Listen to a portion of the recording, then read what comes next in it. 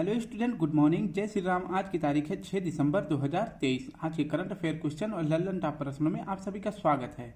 आज थोड़ा सा जो है लल्लन टॉप प्रश्न कम रहेंगे क्योंकि थोड़ा सा अर्जेंट काम होने के कारण अभी मुझे बाहर जाना पड़ेगा, इसलिए जो है थोड़ा सा लल्लन टॉप जो प्रश्न है वो थोड़ा सा कम रहेगा। बाकी के जो करंट अफेयर क्वेश्चन है उसका कंटेंट आपको फुल दिया जाएगा। ठीक है, तो बस थोड़ा सा आज एडजस्ट करें 1 से 2 दिन, क्योंकि थोड़ा सा ना मतलब पड़ोस में शादी है तो इसकी वजह से थोड़ा सा आप समझ सकते हैं कि 2 से 3 दिन स्टूडेंट इससे ज़्यादा नहीं लेंगे।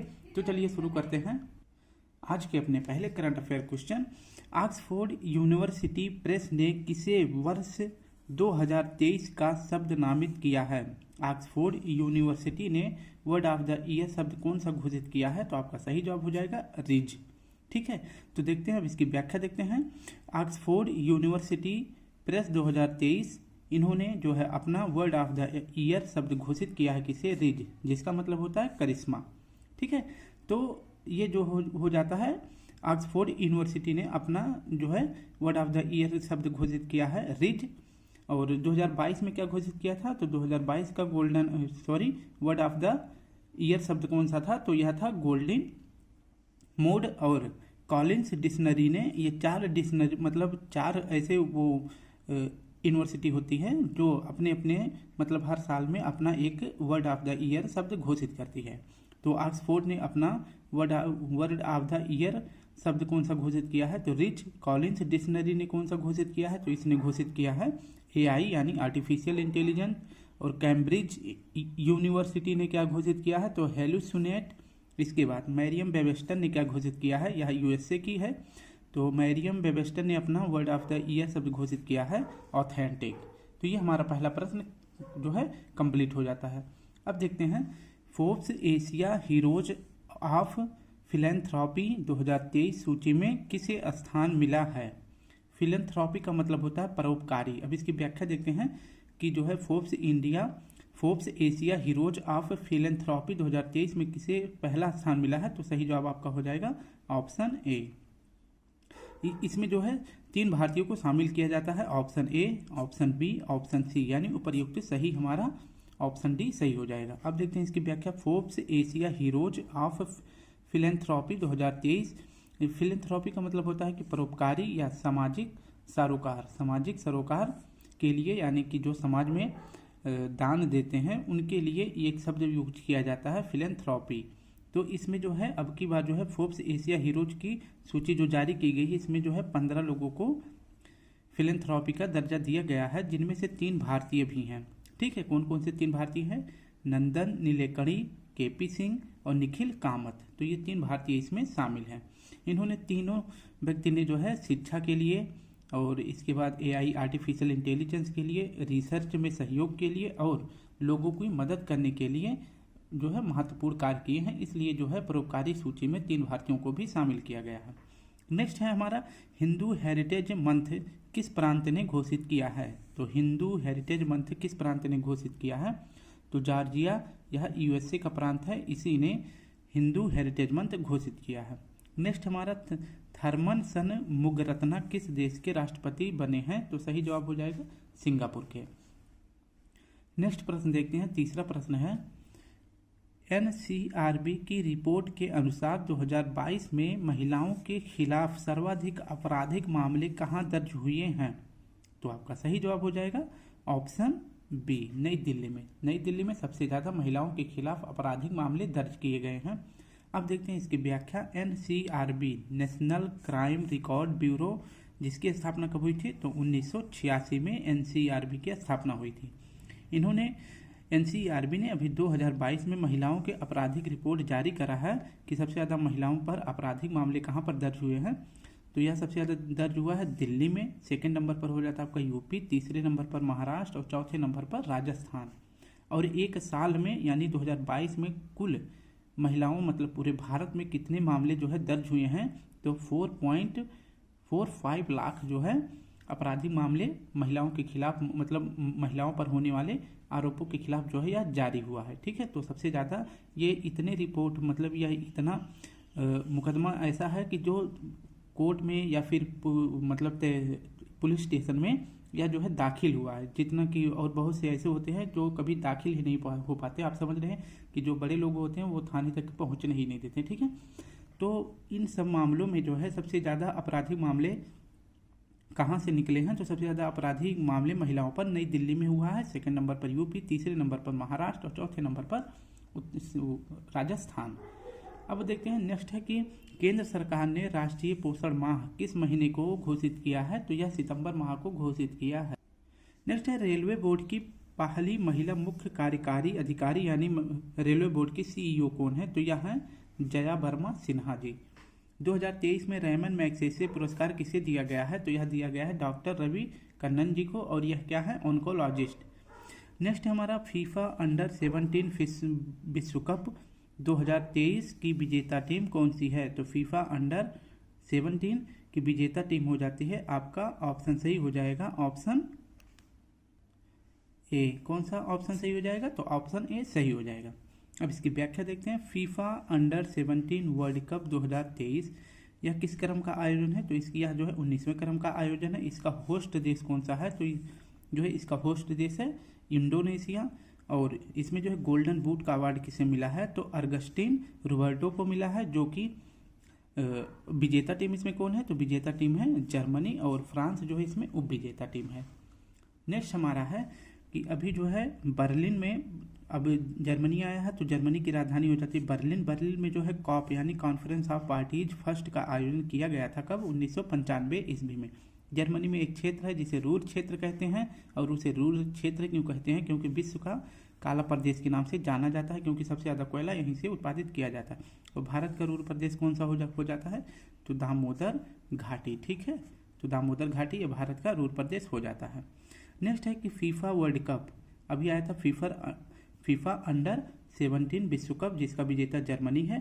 तो अब हम पढ़ेंगे फीफा वर्ल्ड कप 2023 मेल वर्ग में किसने जीता है और फीमेल वर्ग में, ठीक है।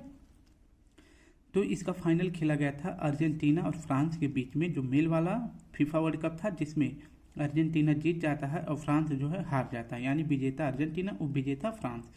इसमें जो है गोल्डन बूट का अवार्ड किसे मिला था, एम्बापे को, जो कि फ्रांस के खिलाड़ी हैं। और गोल्डन बॉल का जो है पुरस्कार किसे मिला है, तो यह मिला है मैसी को, जो कि अर्जेंटीना के खिलाड़ी हैं।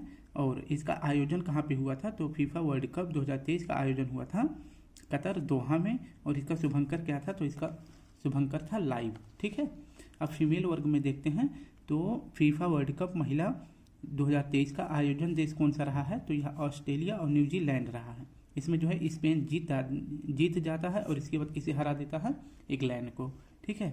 अब हम नेक्स्ट प्रश्न को देखते हैं। प्रश्न है हमारा 5वां। हाल ही में COP 28 में किस राज्य के जल जीवन हरियाली अभियान को अंतर्राष्ट्रीय मान्यता मिली है, तो आपका सही जवाब हो जाएगा ऑप्शन सी, बिहार को। बिहार की कौन सी, अब बिहार का कौन सा अभियान है, जल जीवन अभियान। इसे हाल ही में अभी COP 28 में अंतर्राष्ट्रीय मान्यता दी गई है। इसकी व्याख्या देखते हैं कि COP 28 2023 का आयोजन किस देश में हो रहा है, तो इसका आयोजन हो रहा है UAE में, ठीक है, यूनाइटेड अरब अमीरात में। यहीं पर जो है बिहार की जो योजना है कौन सा, जल जीवन हरियाली मिशन, इसे जो है भी हाल ही में अंतर्राष्ट्रीय मान्यता दी गई है। और यह मिशन कहाँ का हो जाता है, तो यह मिशन है बिहार का। अब देखते हैं कि COP 28 में जो है किस संगठन के सदस्य भाग लेते हैं, तो UNFCCC के जो सदस्य देश होते हैं वही जो है COP में जो है भागीदारी करते हैं। और COP का फुल फॉर्म होता है कॉन्फ्रेंस ऑफ पार्टीज, ठीक है। तो 2028 का आयोजन UAE में हो रहा। अब इसकी व्याख्या देखते हैं। UNFCCC का स्थापना कब हुआ था, तो 1994 ईस्वी में हुआ था, और इसका मुख्यालय कहाँ है, बॉन, जर्मनी में। नेक्स्ट हमारा है COP फर्स्ट कहाँ हुआ था, मैंने अभी ऊपर बताया था। COP फर्स्ट हुआ था बर्लिन में 1955 में। और COP 8 कहाँ पे हुआ था, तो यह न्यू दिल्ली भारत में हुआ था। अभी तक जो है COP का आयोजन पहले एक ही बार भारत में हुआ है। और जो है इसके पहले 2022 में COP का आयोजन किस देश में किया गया था, तो शर्म अल शेख, जो कि मिस्र का एक प्रांत है, ठीक है। ये आप याद रखेंगे। अब देखते हैं कि साइक्लोन अभ्यास किसके बीच में हुआ था, तो यह इंडिया और मिस्र के बीच में इसका आयोजन किया गया था। नेक्स्ट हमारा है हंगरी के जो घास के मैदान है उसे क्या कहा जाता है, उसे पुस्ताज कहा जाता है, ये भी याद रखेंगे। नेक्स्ट प्रश्न है, रियाद एशियाई पुरस्कार सम्मेलन 2023 में सर्वश्रेष्ठ युवा एथलीट पुरस्कार किसे मिला है? तो रियाद एशियाई पुरस्कार सम्मेलन 2023 में सर्वश्रेष्ठ युवा एथलीट पुरस्कार किसे मिला है? तो आपका सही जवाब हो जाएगा शीतल देवी को। इसकी व्याख्या देखते हैं। एशियन अवार्ड 2023 यह कहाँ आयोजन हो रहा है? तो रियाद सऊदी अरब में। ठीक है, मतलब यह पुरस्कार कहाँ दिया गया? रियाद सऊदी अरेबिया में। सर्वश्रेष्ठ युवा पुरस्कार एथलीट कौन सी बनी है? तो इसमें है शीतला देवी। इन्होंने जो है 19वें एशियन गेम में गोल्ड जीता है। कितना गोल्ड? तो 2 गोल्ड जीता है। शीतला देवी का जो है ये कहाँ से संबंध रखती हैं? तो यह जम्मू कश्मीर से संबंध रखती हैं। और इनका खेल कौन सा है? तो इनका खेल है पैरा तीरंदाजी। तो इनका खेल हो जाता है पैरा तीरंदाजी, यानी कि ये दिव्यांग महिला प्लेयर हैं, इसे आप याद रखेंगे। और जो है सर्वश्रेष्ठ युवा पुरस्कार का जो है खिताब किसे मिला है? तो यह शीतला देवी को मिला है। जबकि एशियाई पुरस्कार सम्मेलन में सर्वश्रेष्ठ टीम का अवार्ड किसे मिला है? तो यह मिला है ईरान को। ठीक है, ये भी याद रखेंगे। किस राज्य सरकार ने श्री हनुमान लोक की स्थापना की है? तो सही जवाब हो जाएगा मध्य प्रदेश ने। नेक्स्ट हमारा राष्ट्रीय स्मार्ट सिटी पुरस्कार का आयोजन कहाँ किया गया था? तो इंदौर में किया गया था। और राष्ट्रीय स्मार्ट सिटी का पुरस्कार किसे मिला है पहले नंबर पर? तो यह इंदौर ही है। हमारा 7वां प्रश्न हो जाता है, हाल ही में इंडिया इंटरनेट गवर्नेंस फोरम 2023 कहाँ प्रारंभ हुआ है? तो आपका सही जवाब हो जाएगा ऑप्शन बी।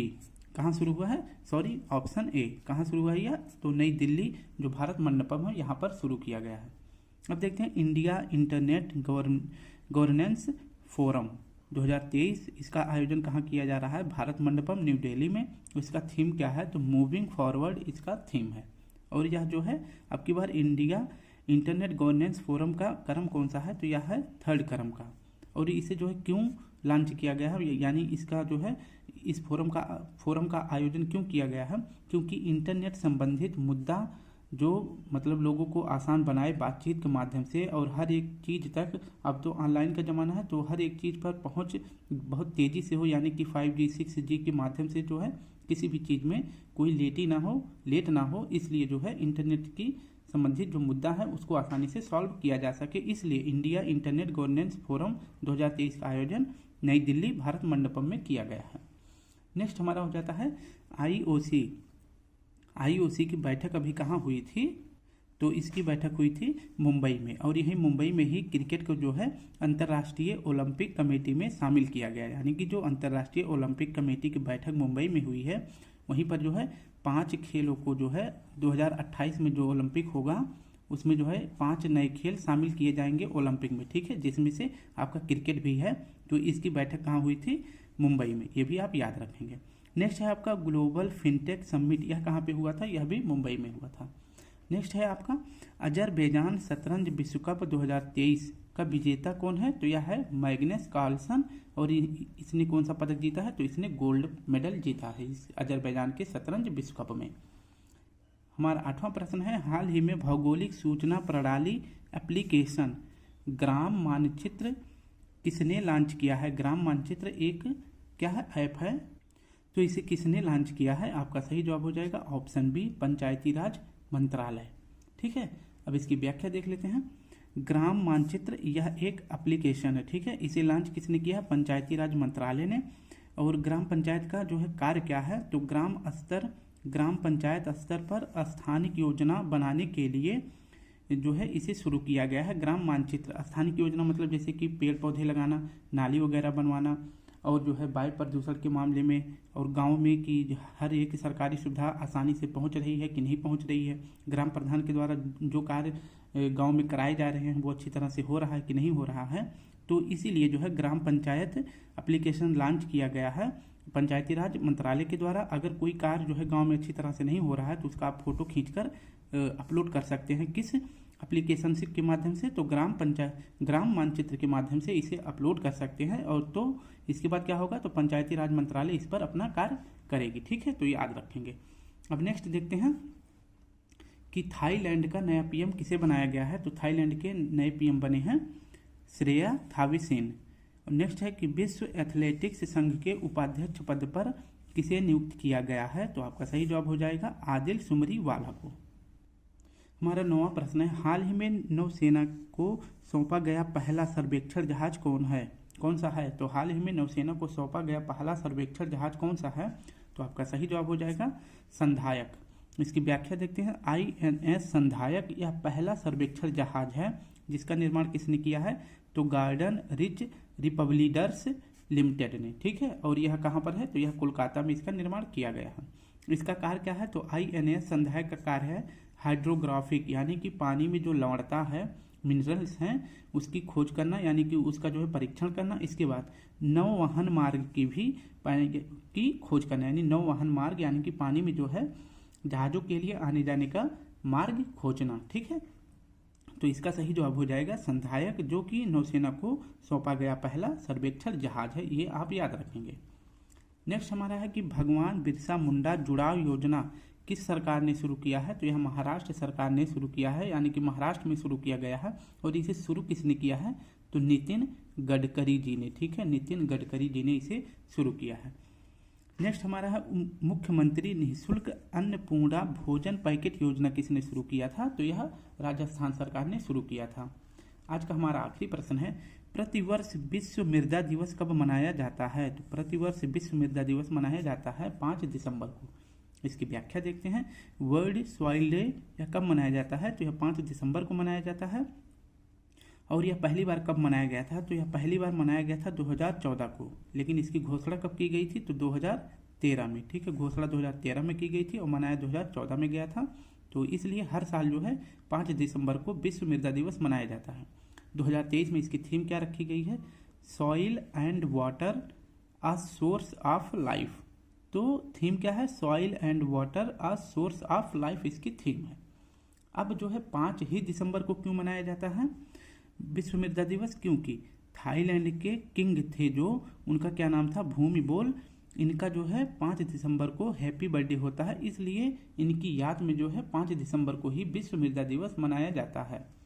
नेक्स्ट है अमृत वृक्ष आंदोलन 2023 कहाँ प्रारंभ हुआ? तो यह प्रारंभ हुआ है असम में। प्रोजेक्ट क्लैप कहाँ शुरू किया गया? तो यह जो है उत्तराखंड, यूके यानी उत्तराखंड में शुरू किया गया। और यह किससे संबंधित है? एजुकेशन से, ठीक है। तो यह एजुकेशन से संबंधित है। नेक्स्ट हमारा है भारत का पहला 3D मुद्रित डाकघर भवन का उद्घाटन कहाँ किया गया था? तो यह उद्घाटन किया गया था बेंगलोर में। तो याद रखना स्टूडेंट, इस प्रकार से हमने आज थोड़ा सा कम कंटेंट डाला है, सिर्फ जो है लल्लन टॉप प्रश्नों में कमी करी है, बाकी एक्सप्लेनेशन और इसके बाद जो है करंट अफेयर क्वेश्चन में कोई कमी नहीं करी है, ठीक है। 1 से 2 दिन आप मैनेज करेंगे तो इतनी सी आप हमारे ऊपर जो है थोड़ा सा आप कर देना कि, लेकिन हम बाद में कवर कर देंगे, आप परेशान नहीं हो। तो कल फिर मिलते हैं। आज के लिए आप सभी को प्यारा सा जय हिंद, जय भारत।